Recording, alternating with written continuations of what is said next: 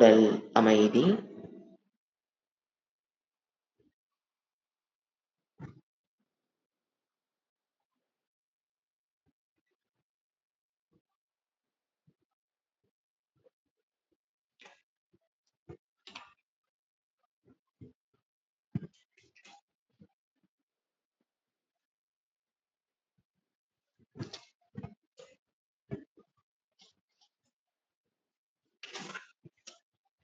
பிராண அமைதி,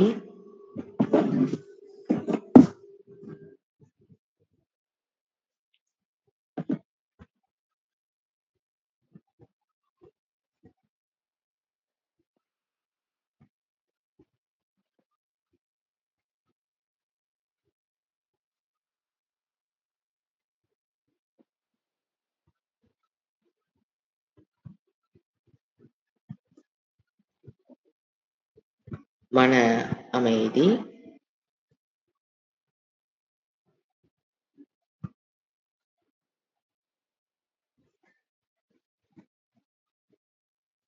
புத்தியின் அமைதி,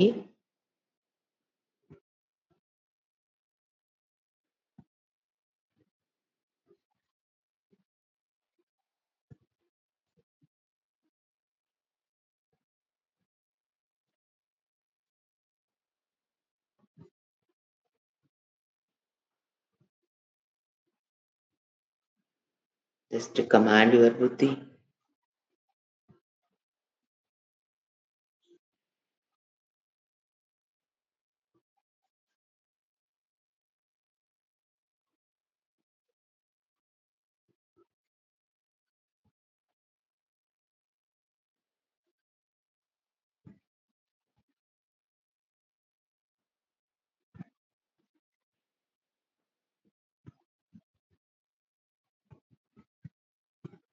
Next, giving attitude, acceptance.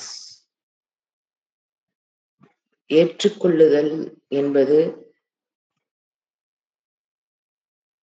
திரும்ப திரும்ப அந்த ஞானத்தில் சிந்தித்துக் கொண்டிருக்கும் பொழுதுதான் அதை நம் சுபாவமாக பெற முடியும்.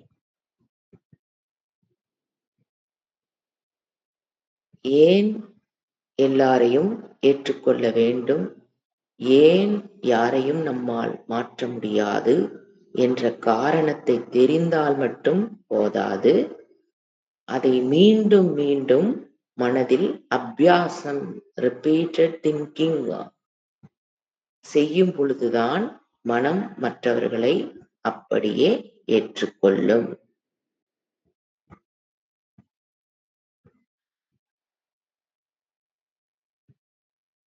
அந்த ஞானத்தில் சிறிது நேரம் டொல்லாகி இருக்கவும், நினைத்துக்கொண்டு அமர்ந்திருக்கவும்.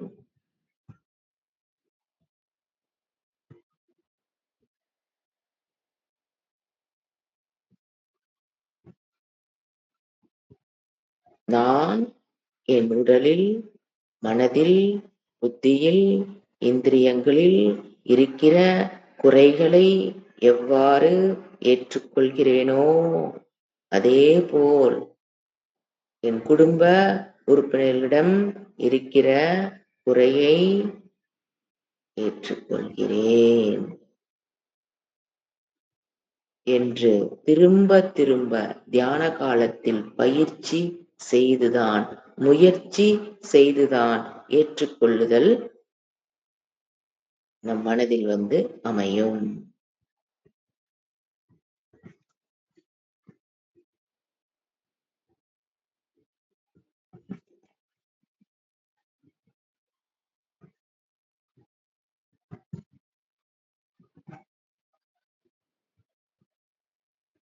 அடுத்து அசங்கோகம். இந்த உண்மையை மீண்டும் மீண்டும் சிந்தித்து பழக வேண்டும். இப்பொழுது தியான காலம் முடிகிற வரை நான் எந்த உறவுகளுக்கும் உரிமையானவள் அல்ல, எனக்கும் உரிமையானவர்கள் யாரும் இல்லை என்று ஒரு 10 நிமிடம் அமர்ந்திருக்கும் பொழுதுதான் தியானம் சுகிக்கும்.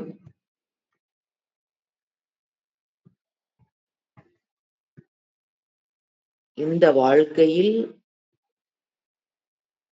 நான் ஏற்படுத்திக் கொண்டுள்ள உறவுகள், தாய், தந்தை, மகன், மகள், இவர்கள் அனைவரும் போன ஜென்மத்தில் என்னுடன் இருந்தவர்கள் அல்ல. அதற்கு முன் ஜென்மத்தில் வேறொரு உறவுகளுடன் நான் வாழ்ந்திருந்திருக்கிறேன். இதுதான் உண்மை. அடுத்த ஜென்மம் எடுத்தாலும் இவர்கள் யாரும் என்னுடன் வரப்போவது கிடையாது. அழகா வேறொரு செட் ஆஃப் உறவுகளுடன் வாழப்போகிறேன்.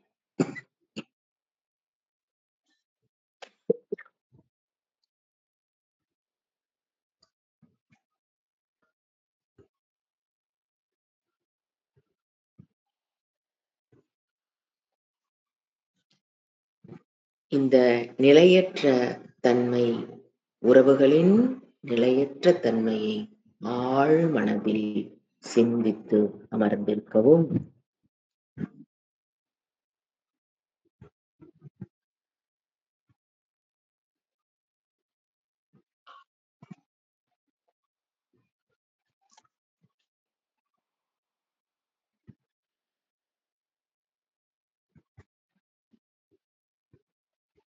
உறவுகள் வாழ்க்கையில் அவசியம்.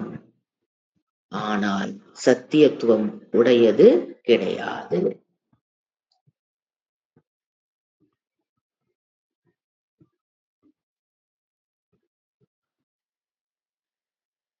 அடுத்து நாம் சிந்திக்க இருப்பது சாந்தோகம்.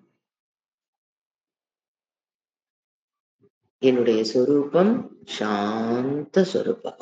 அன்டச்டு பை அதர் மைண்டினுடைய செயல்பாடுகளினாலோ, புத்தியினுடைய செயல்பாடுகளினாலோ, வெளியில் இருக்கிற விஷயங்களினாலேயோ தொடப்படாத சொரூபம் என்னுடைய சொரூபம்.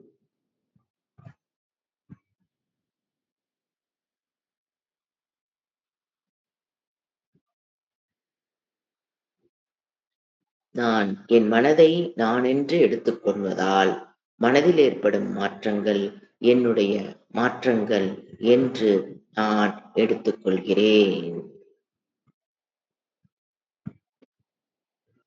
மனதில் பிரச்சனைகள் தோன்றும் பொழுது அதை என்னுடைய பிரச்சனையாக நான் சத்தியத்துவ புத்தி கொடுத்து எடுத்துக்கொள்வதுதான் பிரச்சனையே.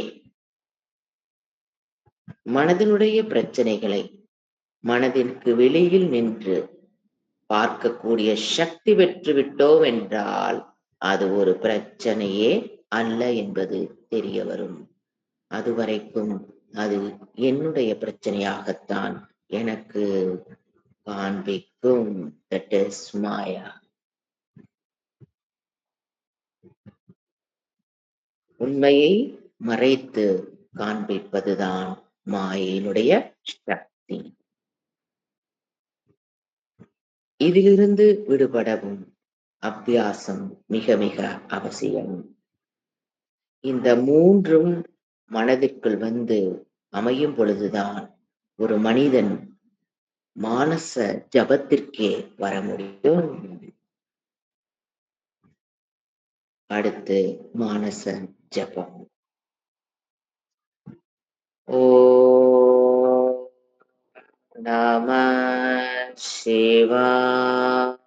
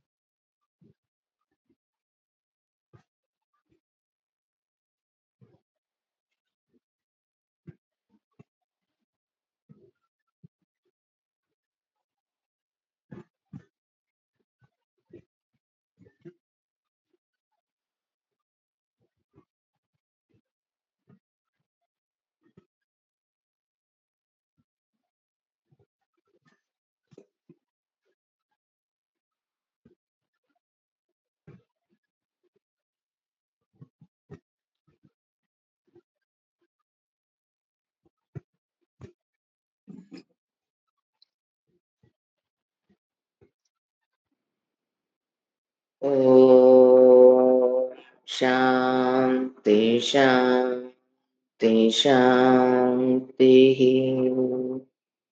ஹரிஹி ஓம். ஸ்ரீ குருப்யோ நமஹ. ஹரிஹி ஓம். இத்துடன் இந்த தியான பயிற்சியை நிறைவு செய்து கொள்ளலாம். கைகளை விரசி கண்களில் வைத்து கண்களை மெதுவாக